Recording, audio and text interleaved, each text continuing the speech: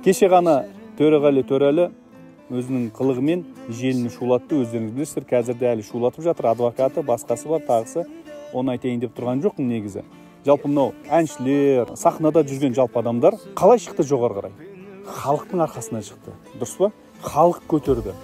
Концертіне барады, тойға шақырады дегенде, қолдайды. Оларға бір жақсы бір поддержка беріп, оны жоғары көтереді. Бірақ халықты менсінбей, соларға мінез көрсетіп, масаттанып, сосын барып, оларға бір ерсі әрекеттер, қылықтар көрсетеді. Керісінше, биікке көтерілген азаматтар қарапайым халыққа мысал болу керек емес па? Дұрыс па? Мысал болып, міне, жақсы отбасы болса, жақсы өлеңдерін айтса, сөйтіп жастарға сондай бір өнеге болмай ма? Қалай ойлайсыздар?